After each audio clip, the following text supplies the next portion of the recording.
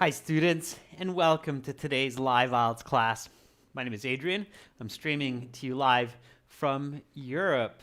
I hope everybody is having a fantastic weekend so far, enjoying life, staying safe, and staying optimistic.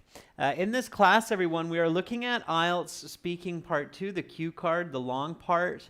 And I'm going to tell you how you can score a Band 9 doing this the right way. Now, this is a members chat class. Everybody is welcome to watch. To become a member, click the join button next to the subscribe button on our channel. Welcome, Ali. Hi, Janil. There are our members joining in. Again, this lesson is presented to you by aehelp.com for academic IELTS success. Please visit us there. For the general IELTS, check us out at gieltshelp.com. On both of our websites, we have lots and lots of help for you. Now, we will have an all chat class coming up in 90 minutes that will focus on speaking part 3, which will be connected to this speaking part 2. So it's a good idea to hang in there even if you're not a member and watch this class through. Welcome Prathamesh, Mihir, Nico, Carolina, Mahmoud, Rashika. Good to see you all.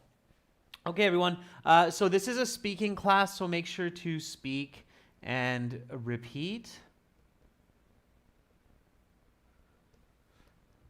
Speak and repeat. All right. Of course, everybody, you should remember to practice your speaking on our websites. It's for free. You can practice in your My Student account by clicking on the student partner speaking. This is our aehelp.com website. You can click that big red button to join our premium package. It's a one-time payment for lifetime access. It really doesn't cost much for what you get, so it's definitely worth it. We are an IELTS registration center and British Council agents. And for the general IELTS, it's the green background, and you can click that big red button to join our premium package there. And again, once you're in your My Student account, students, you have this big button, the student partner speaking button there. So click on that and make sure to practice your speaking. Okay, it's the button right there, student partner speaking. Okay, so if you have questions, send me an email, adrian@aehelp.com. And a really important announcement today, everyone. This is very important for our members and for all of our viewers. I'm changing my office from Europe back to my Canadian home office after quite some time here in Europe, and that is going to be at the end of this month. So take note of the schedule for the coming couple of weeks. So today we still have the speaking, of course, and then as usual, no class Sunday, Monday, Tuesday. I've got a lot going on, as you can imagine, having to move an office to the other side of the world. So we will have one more speaking part 1 class for everyone on Wednesday. And then from March 18th all the way until April 6th, there's no live classes. We will have new videos. And as I just said, we're moving our office. So the classes will start back up again on April 7th, and I know that comes as a little bit of a shock to everyone, but at the same time, it's kind of exciting news as well. We have a better studio there, we have better internet, we have better lighting, so you're going to see much better live streams as well. Yeah, back home, Andre, to put it simply. And the time, we did a poll on our YouTube community, so we tried to find the best time to do these live classes, because I will be according to Pacific Standard Time, Vancouver time. So we checked what time works best for most people, and 50% of people from a few thousand voted that the best time for them would be this time range here, which is the Universal Standard Time, and that is going to be Universal Standard Time 2:30 and 4 a.m. Of course, that's in the evening for me on the Pacific. So make sure you take a note of that, okay? Whatever time that is. We'll try this. If it's really not working for people, we can discuss different times, but it looks like half of all of our viewers prefer this kind of time range, okay? All right, so we will be continuing, of course, our live classes. We will have lots more videos and lessons, new exams for those of you who have access to our websites coming up as well. Okay, so yeah, I can see a lot of you are excited about that. So am I, definitely so am I. But still a long ways to go, to be perfectly clear about this. COVID is making this quite a challenging move, to say the least, but hopefully everything will go well. In case anybody's interested, I have to do 3 negative COVID tests from point A to final destination. So, okay. Here we go. So, Shahrab, we will have listening classes, of course, in the future as well. If you need some listening practice, there are some great videos on the channel too, okay? All right, everyone. So, part 2, cue card. It is kind of the cornerstone of your speaking. Does anybody know why I say that? So why do I say part 2 is the cornerstone of your speaking interview? Okay, so consider, does everybody know what a cornerstone is? Consider part 2 the cornerstone of your speaking interview. Okay. So why do I say that? Why do I say that part 2 is the cornerstone of your speaking interview and your speaking mark?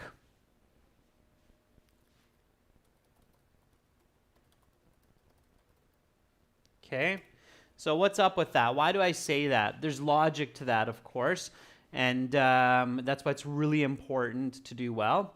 So Andre says because it's the most important. Yeah, kind of, Andre. Can you be a little bit more specific what you mean by most important? Okay. Can anybody tell me why part 2 is, I mean, all 3 parts are very important. Oa says it is fundamental for part 3. Yeah.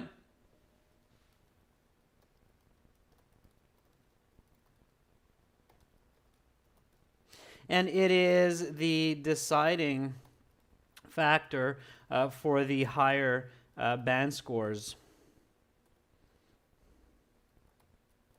6.5 to 9.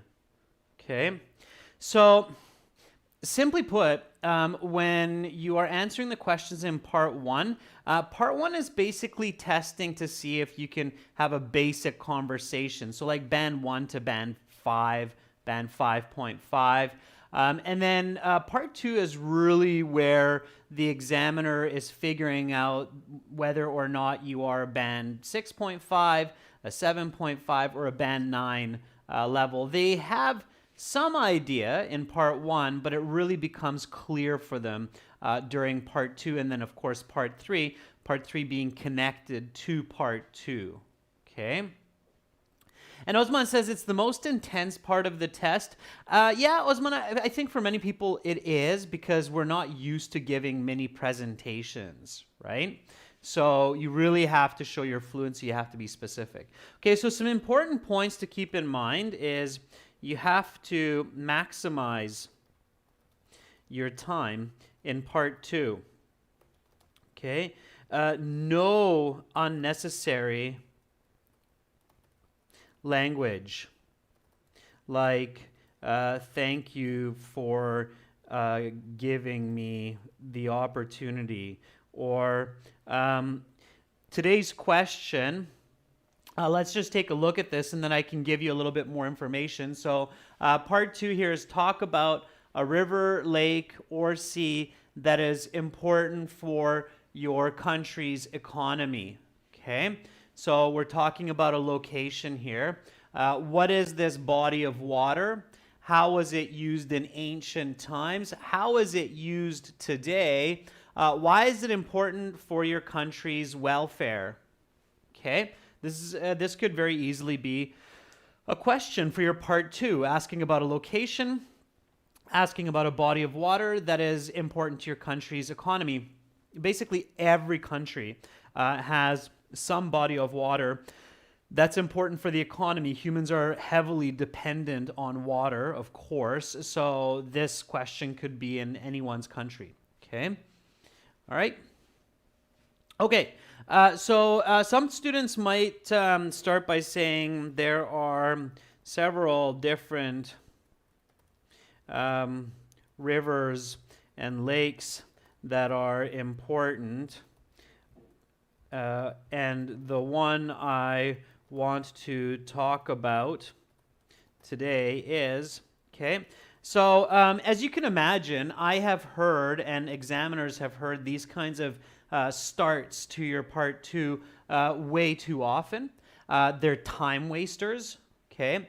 And the problem is that you're not getting marks because it's just memorized template speaking. That kind of speaking does not get marks. In fact, in the IELTS, during the sit-down portion of your test, they will even tell you, the invigilators will say that memorized answers will not get marks, okay? All right? So, so you have to maximize your time, no unnecessary language, okay? You have to give clear explanations, smooth examples, and lots of descriptive details. Okay? That's one point to remember. Another point that you have to remember is make sure to answer all the questions.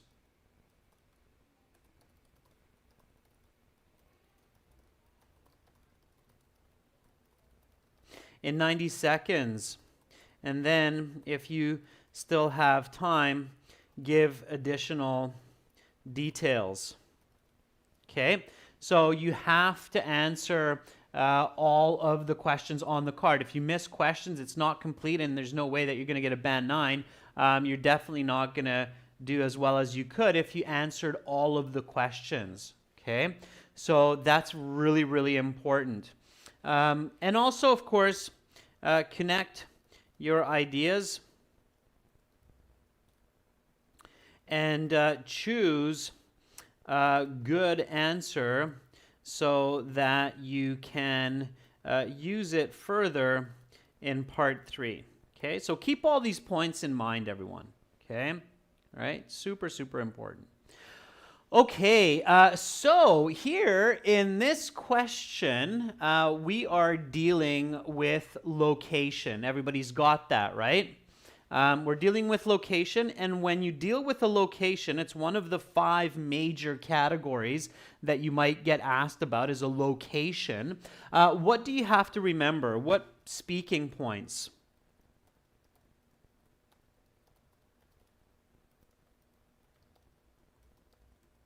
Okay, what are your speaking points for location? And try to give me the correct order of information. So structure is very important as well, okay? You have to have very good structure.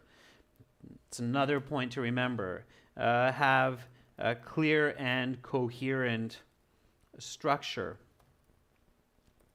Okay? Really, really important. So when we're talking about location, how do we do that? What should we tell a person first when we talk about a location? Okay? So give me just the speaking points. So here there are 4 or 5 really clear speaking points when we're talking about a location. What are they? Okay? So when we're talking about a place, I shouldn't say, instead of location, I'm going to say place, because one of the speaking points is location. All right? Okay, so Carolina says appearance, function, attendees, history, meaning for you.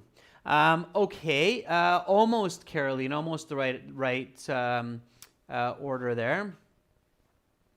Okay, so the location, right? So where it is, appearance, what it looks like, attendees, the people that go there, activities, so what happens there, and perhaps the history. Okay, that can be a part of activities, what happens there, what happened there. It's good to remember.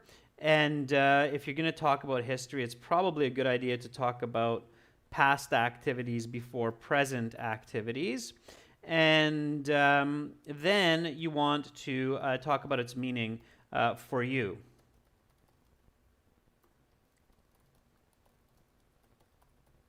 Okay, and if you're thinking about the question that we're looking at, then the meaning for you is here synonymous with the meaning for your country, because of course you are a resident of that country, so you live there. So whatever its meaning is for your country is also meaningful for you. Okay, so that's what you have to talk about, and in this order. So number one, location. Where is it? Appearance. What does it look like? Attendees. Who uses this location? History. What happened in the past there? Activities. What's happening there now? And the meaning. And here, it's very valid because the question is asking you, how was it used in ancient times? So long time ago. Okay? All right. So now we also want to figure out the tense. So what tenses should we be careful to use in this answer? So what are we using here? What are the tenses that we're mostly focusing on? Okay. What are we focusing on? So what are the tenses? By tenses, of course, I mean verb tenses. Okay, present perfect, present tense, prathamashya, absolutely. We're using present because we're dealing with the current use of this body of water. And Janelle says also the past. Yeah, past simple, present perfect. So everything from past to present. Yeah, so past and present.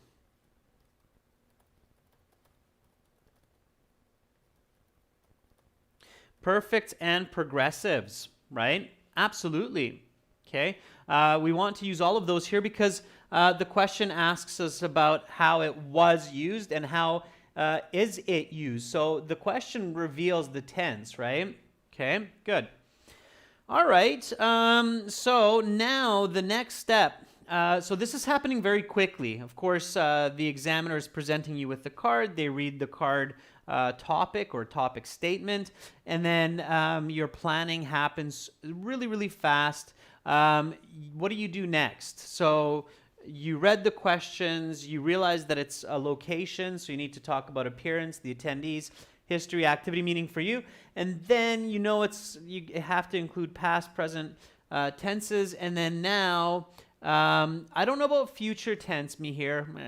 Might not. I would only use the future here, me here, if I answered all of the questions and the examiner hasn't stopped me and I still have a bit of time, then I might use the future, but definitely not a focus here.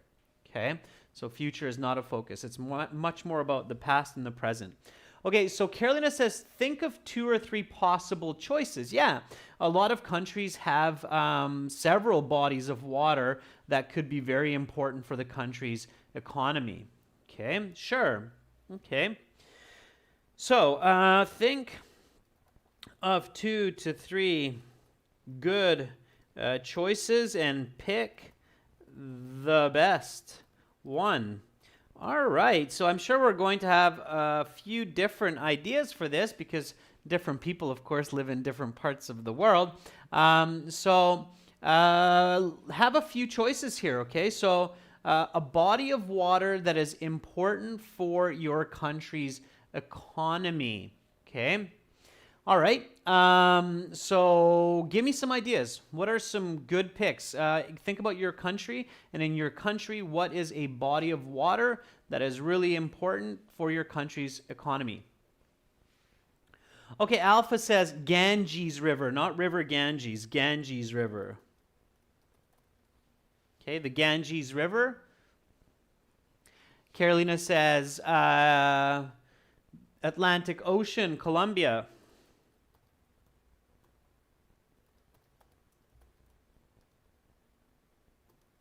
Yeah, it's good if you give me the country because otherwise it's hard to figure out exactly what you're talking about.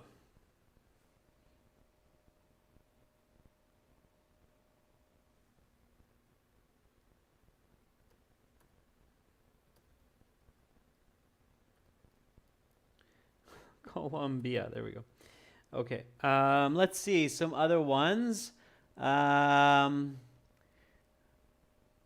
Kashirsha says Black Sea and Pacific Ocean. Kashirsha, what country? Russia. Yeah, Black Sea for sure. Baikal Lake or Lake Baikal.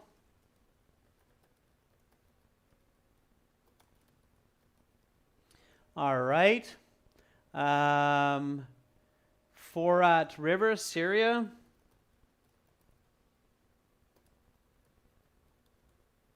Okay. Let's see. Tanya says Baikal Lake, Russia. All right. Janil says the Arabian Sea, India.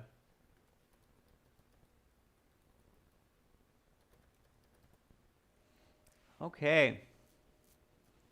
So lots and lots of choices there. Okay.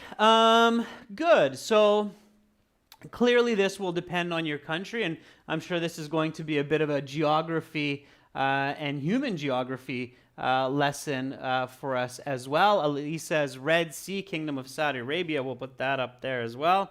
So Red Sea, KSA, Kingdom of Saudi Arabia. Sure. Let's get that up there as well. Yeah, so Prathamesh says the Godavari River, India. So, of course, when you have a country as big as India with 1 billion people, you're going to have several bodies of water that are quite important. All right, I'm going to pick one here instead of taking a vote, just because I want to pick one that I think everybody will be able to contribute to fairly well, okay?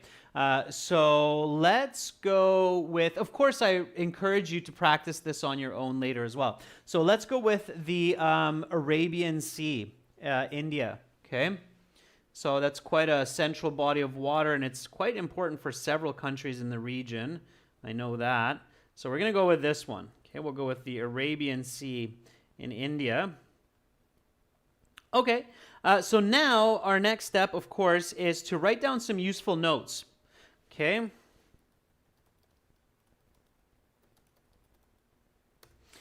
First of all, it's location. So you don't need to write down location. You have to have this memorized by the time you get to your test.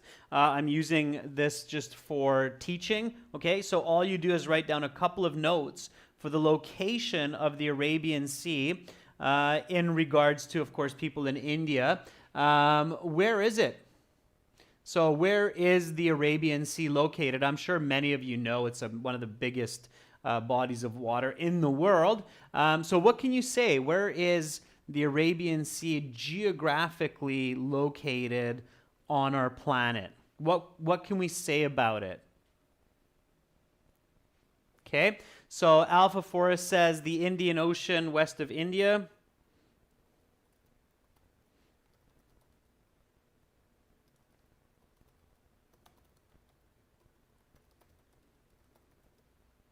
Okay, yeah. So Western India, yeah. The Western India or West Indian coast, the Indian Ocean, okay. What else can we say about it geographically? Okay, Mihir says in the region of the Northern Indian Ocean.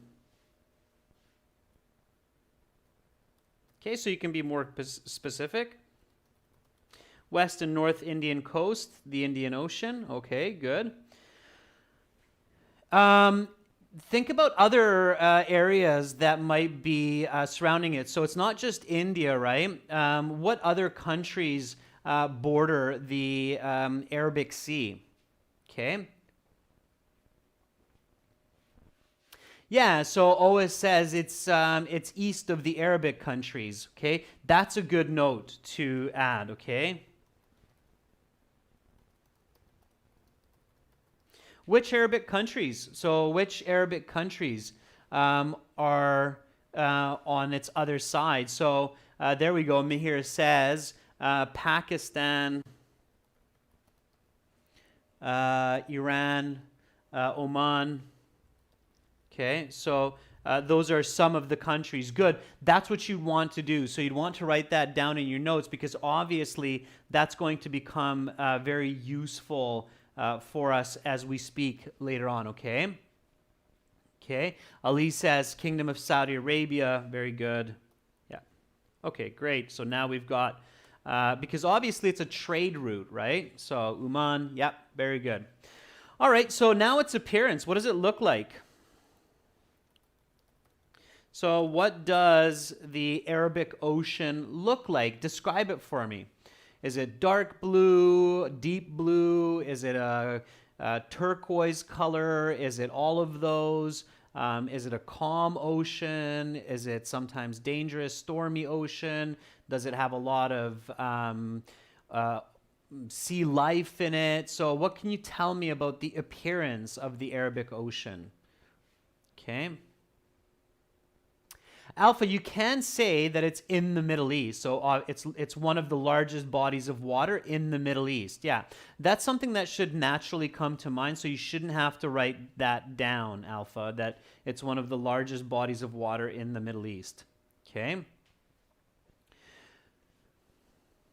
Okay, so OS says it's deep.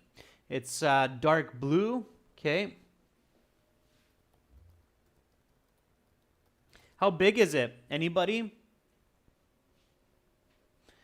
Just a rough estimate of how you would speak about its size. Okay, it's saline, so it's very salty. Saline, that's the word for when water is very salty. We call it saline water. Okay. It's massive. Instead of saying massive, Abhil, can you give me like roughly a guess of its size? How many square kilometers do you think it is? All right, very good, Alpha Force. Alpha Force says it's 2/3 the size of Africa, for reference. Okay, very nice. Okay, that's what we want. It's a dangerous ocean. It's full of life. Okay, dangerous is kind of... Mihir says it's roughly about 2,500 kilometers across. Sure.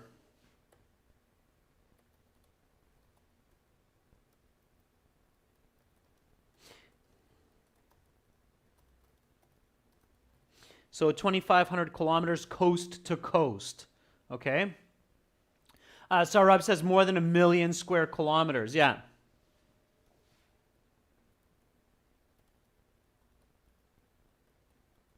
So that's how I would write that in my notes, 1 million square kilometers plus. Okay, so now we have a bit of description. Good. We don't want to get carried away with these just yet. Okay. All right. So now we go to the attendees. Okay. So who uses it? Who uses the Arabic Ocean? Okay. Give me some good ideas. This is where you want to be really quick. Jot down some ideas because this will be very useful for your response. So who uses the Arabic Ocean? And I want to see everybody jump in there, even people that are on the other side of the world like Carolina, even people that might not know a lot about the Arabic Ocean or as much as some of the people who are closer. I'm sure you can take some good guesses at what goes on for such a large body of water. Okay. All right, so Janil says fishermen. Sure. Okay. Andrew says tourists.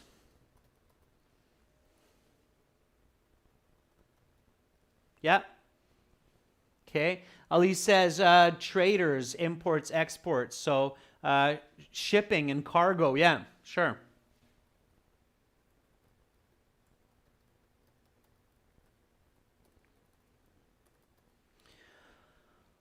Okay, transport companies. Ali says even pirates. Yeah, I've heard about that. It's kind of an interesting note. Pirates, yeah. Fishermen, tourists, shipping cargoes. Okay. Simply transport, right? For people going from one place to another. Maybe not by plane, but by boat. Okay, very good. History.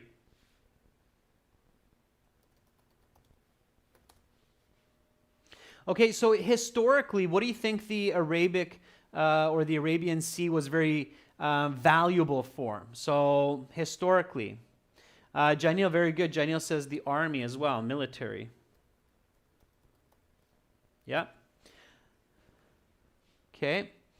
So what was it? Yeah, and very good. So Saurabh says, let's not say military. Instead, let's be more specific and say Navy. And if you remember that word, then that's even better. Absolutely. Okay. So what's the history? What do you think would have been some of the major uses of the Arabian Sea back in ancient times? So through the thousands of years in history. Okay, Alpha, we don't need to go back to the creation of the location. I think that's too much detail. You have to focus on more the card, right, which is economy, the economy of the country. Okay, so warfare, says Carolina. Yeah, I'm sure history would have included warfare. Okay, Middle East connecting, very good.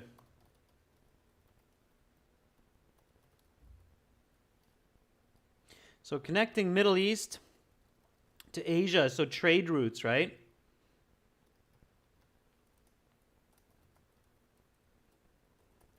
Trade, and if you're thinking about history, one that should always come to mind, of course, is exploration.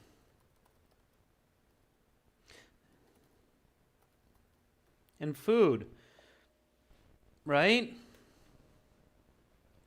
Okay, and then currently, so now, the activities.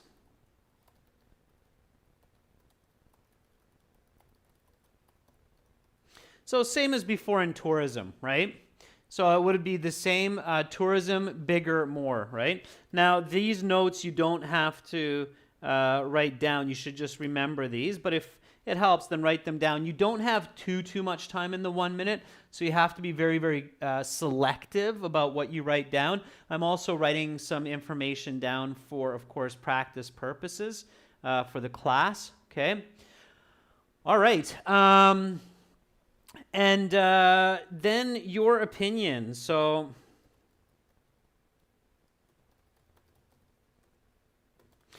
importance for you. Now, the importance for you, of course, is how you're connected to this. So now let's go back to the people of India here, because that's how we started with. So why is the Arabian Sea important for a person in India? Okay, what comes to mind?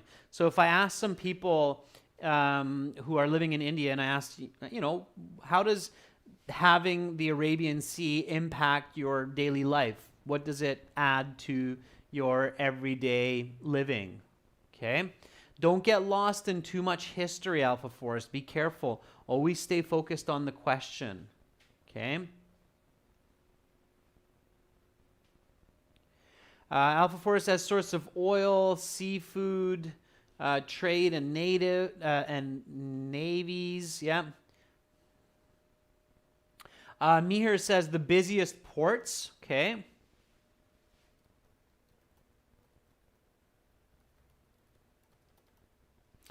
The busiest ports of India. Brings goods into the country.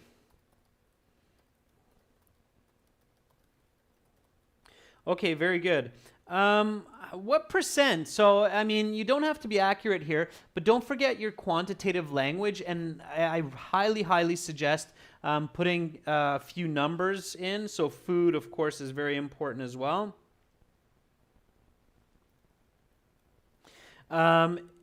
here you definitely should include at least a couple of numbers in your notes so that you can remember to use quantitative language. So what percent of India's international trade and economic movement do you think depends on the Arabian Sea? Okay, so Ali says probably like 60%.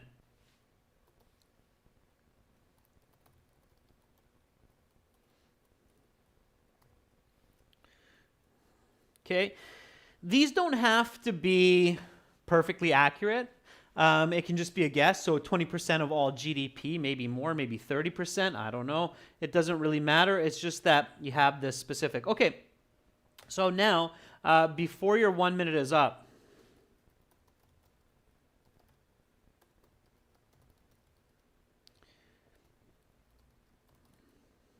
you must think of your first sentence. Okay, so give me the first sentence to this cue card. Okay, I'm going to look at the cue card again. Talk about a river, lake, sea, or ocean that is important for your country's economy. What is this body of water? How was it used in ancient times? How is it used today? Why is it important for your country's welfare? Okay, your first sentence has to be ready to go. It's super, super important, and it has to be a direct sentence. Again, do not say things like, oh, there are lots of different lakes and rivers and oceans that are important to India's economy, but the one that I'd really like to talk to you about today is, whoa, let's just start with that, okay? So a very important body of water for the economy of India is, boom, okay? Osman says 60% of the world's oil goes through the Arabian Sea. That's a good point, Osman. Okay. So Mahmoud says the Arabian Sea has a big impact on India's economy. Mahmoud, notice my corrections. The Arabian Sea has a big impact on India's economy. Carolina, the Arabian Sea is one of the most essential bodies of water for India's economy. The Arabian Sea is one of the most essential bodies of water for India's economy. Okay.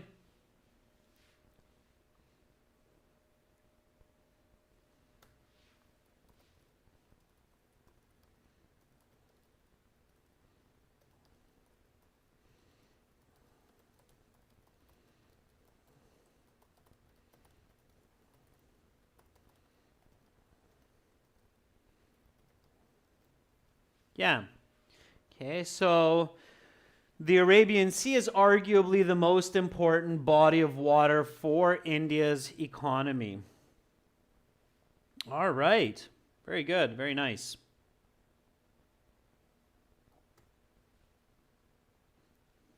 Scale is down a bit. Okay. All right, so let's do this. So now the examiner says, okay, Jainil, your 1 minute preparation time is up. Please begin speaking. And so Jainil starts speaking right away. Well, the Arabian Sea is arguably the most important body of water in India's economy. Okay, continue. So using the notes, using the structure that we talked about, location, appearance, attendees, history, start talking. So give me the location. So where is it? Okay. All right. Mihir says, this sea is a region of the northern Indian Ocean, and it's the most vital body of water for India's economy. Okay, so Mihir, you're starting with that, and you already have a little bit of location there. Okay, so...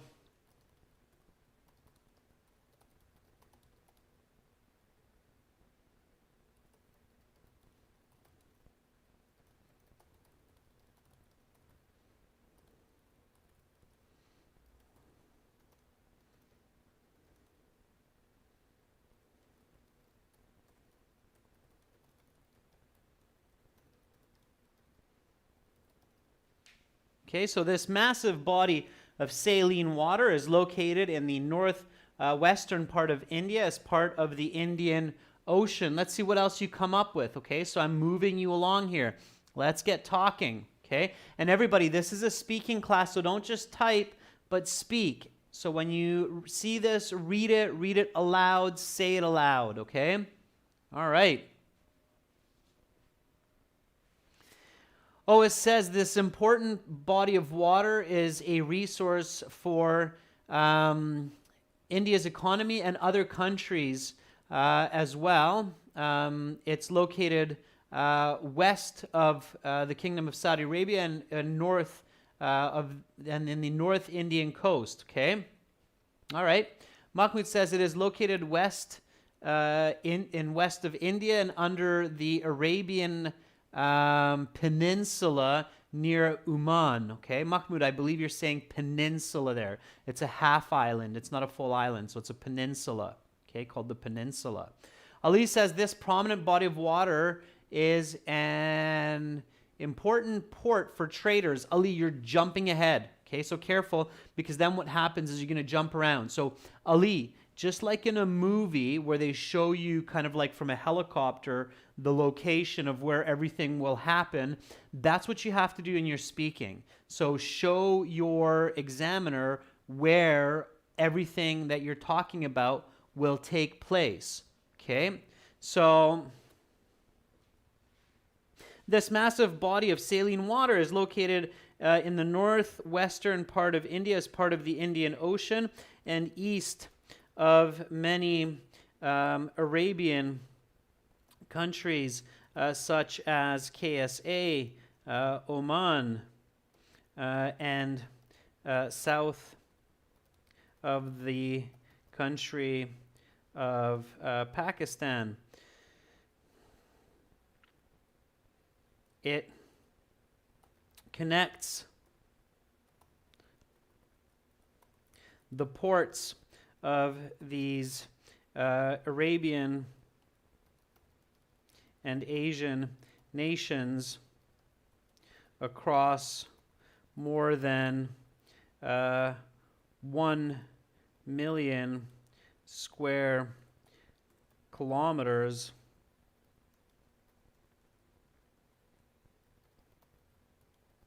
of dark blue water. Okay, so we're moving along, right? Okay. So good, Ali, I see that you got it, all right? Always create the setting so that the person can feel present. Yeah, very nice, okay? All right. So it connects the ports of these Arabian and Asian nations across more than 1 million square kilometers of dark blue water, and then more connections filled with an abundance of sea life. Okay. Great. Now, let's see. What else do we have? It's one of the widest seas of Asia, stretching 2,500 kilometers, connecting many countries. It's deep and has dark blue water, and it's saline. Has many islands and beaches. Yeah. Okay, very nice, Oas. Mihir, at its widest point, the sea is approximately 25 kilometers, and its depth can reach upwards of 4,500 meters. Very good, Mihir. Okay, notice my corrections there. All right, let's talk about the history of it. Now, here, careful with the question. The question says ancient times.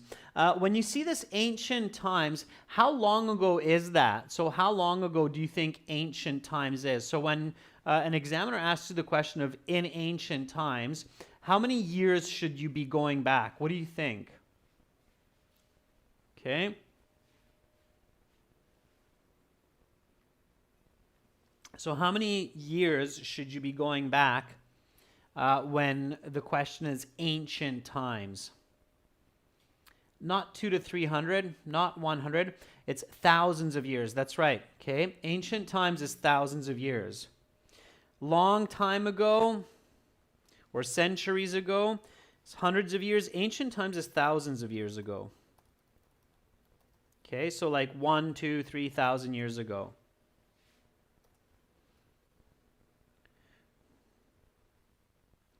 So I would start here by saying historically, stretching back thousands of years, the Arabian Sea has been used,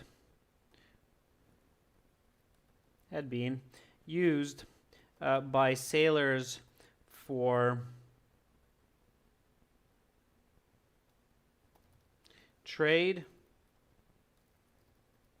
exploration, and warfare.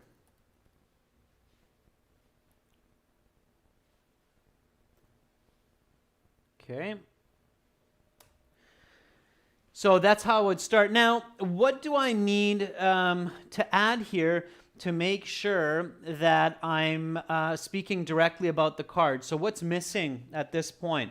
Okay, I'm really pushing you here because we have about 7-8 minutes in the class and I want to get done, but I want you to really kind of focus in on how to make this a quality answer. So historically, stretching back thousands of years, the Arabian Sea had been used by sailers. I can add one word in here to make sure that I'm being much more specific to the card. What's missing here? What's missing from this sentence to make it better? It's just one word. Can anybody guess what that word is? Okay. It's not an example. It's not the smooth example. It's not what I'm thinking about at this point. Okay. So just one word here. What's the card asking me to do? Talk about a body of water that is important for the economy of my country, right? So you have to keep remembering that, all right? So this is much better, okay? You want to emphasize that. So historically, stretching back thousands of years, the Arabian Sea had been used by Indian sailors for trade, exploration, and warfare.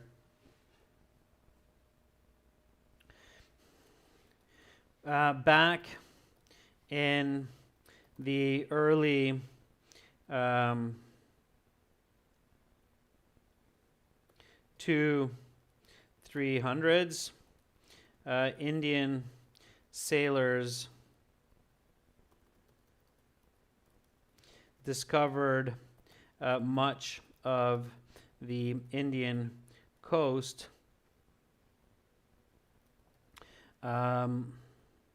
navigating the trade winds of the Arabian Sea.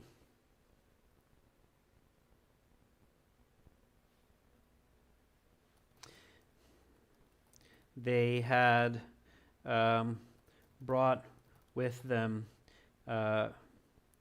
fabrics such as silk and spices to trade with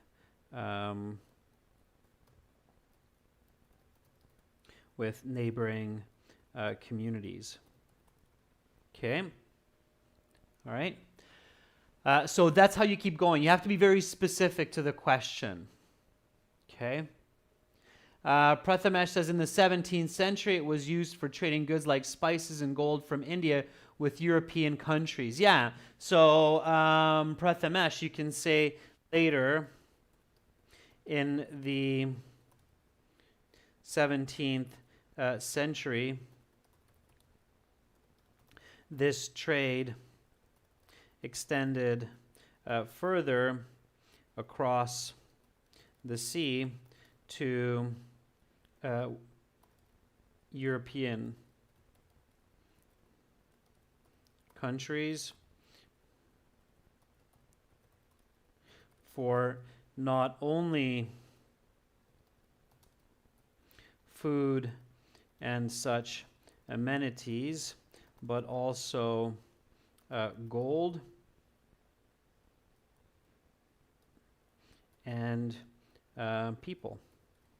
Okay, so human capita, right? And I don't necessarily mean slave trade, which obviously was probably part of it as well, but people moving from country to country, right? So later in the 17th century, this trade extended further across the sea to European countries for not only food and such amenities, but also gold and people.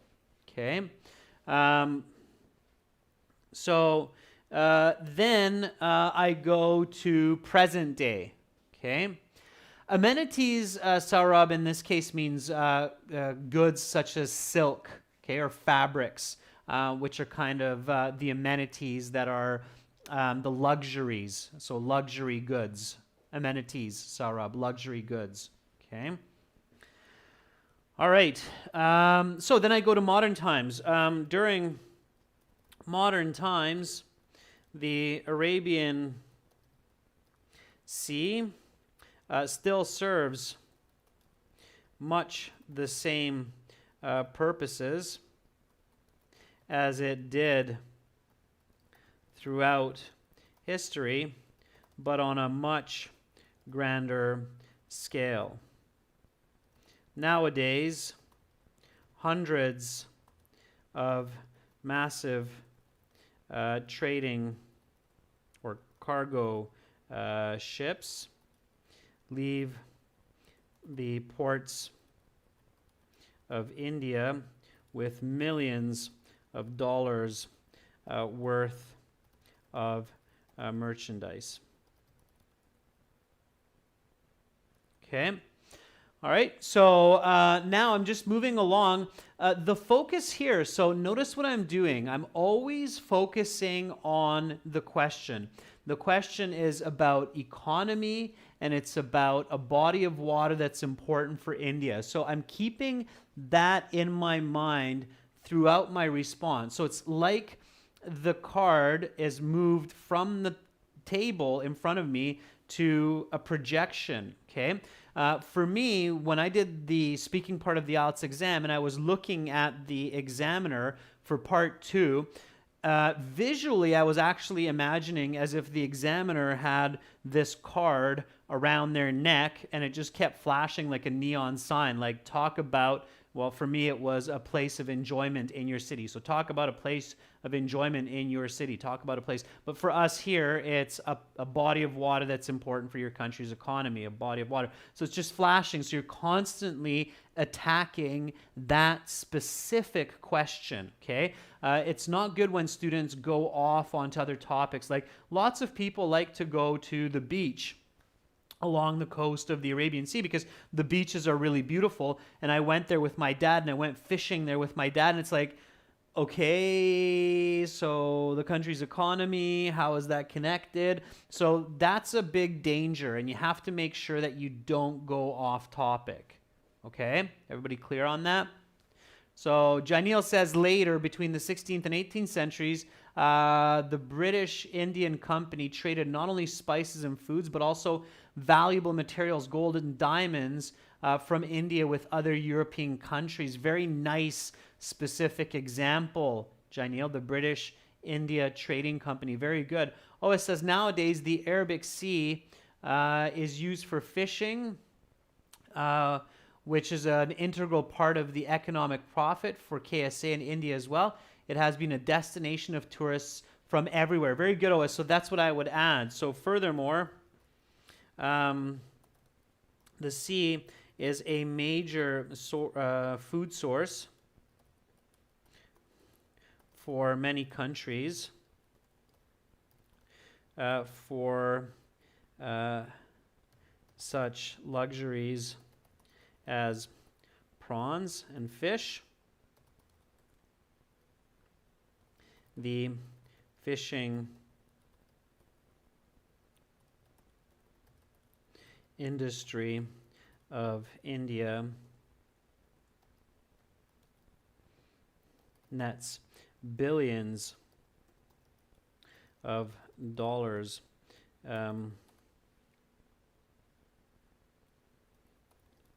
from this valuable resource. Okay. All right. Last but not least, it is a tourist hotspot for all kinds of water recreation, such as diving, surfing, and pleasure boating, which also brings in hundreds of millions of dollars annually. If I had to guess, I would say that roughly a third of India's economy is dependent on the Arabic Sea. The Arabian Sea is more accurate. Okay, so there we go. So you see the pattern. So I'm really just going through the steps. Okay? All right, everyone. Let's do this from the top. So just read, repeat. If you feel confident that you don't need to read, then just repeat me, okay? Here we go. The Arabian Sea is arguably the most important body of water for India's economy. This massive body of saline water is located in the northwestern part of India as part of the Indian Ocean and east of many Arabian countries such as KSA, Oman, and south of the country of Pakistan. It connects the ports of these Arabian and Asian nations across more than 1 million square kilometers of dark blue water filled with an abundance of sea life, reaching depths of up to 4,500 meters. Historically, stretching back thousands of years, the Arabian Sea had been used by Indian sailors for trade, exploration, and warfare. Back in the early 300s, Indian sailors discovered much of the Indian coast, navigating the trade winds of the Arabian Sea. They had brought with them fabrics such as silk and spices to trade with neighboring communities. Later in the 17th century, this trade extended further across the sea to European countries for not only food and such amenities, but also gold and people. During modern times, the Arabian Sea still serves much the same purposes as it did throughout history, but on a much grander scale. Nowadays, hundreds of massive cargo ships leave the ports of India with millions of dollars worth of merchandise. Furthermore, the sea is a major food source for many countries for such luxuries as prawns and fish. The fishing industry of India nets billions of dollars from this valuable resource. Last but not least, it is a tourist hotspot for all kinds of water recreation, such as diving, surfing, and pleasure boating, which also brings in hundreds of millions of dollars annually. If I had to guess, I would say that roughly a third of India's economy is dependent on the Arabian Sea. All right, your time is up. Please stop speaking. Now I will ask you some questions related to the topic of part 2 and a question or two connected to your response. Okay. All right, everyone, so stay on topic, be specific. Notice how specific my answer is. That's what you need to do, okay? That's the right way to get a band 9, okay? And that's what we are focusing on right now. And coming up in 30 minutes, we're going to continue this with speaking part 3. So make sure you come back in 30 minutes so that we can continue from there. For everybody watching, check us out at aehelp.com for academic IELTS, gltshelp.com for general IELTS. We've got lots of goodies there for you for a one-time payment, lifetime access, not a lot of money, so well worth it. Janil, yeah, keep using those notes. Very good. You're welcome, Rashika. Great job, Ois. Hopefully, I will see all of you in 30 minutes, half an hour. I'm Adrian, signing out for now. I'll be back shortly. Bye.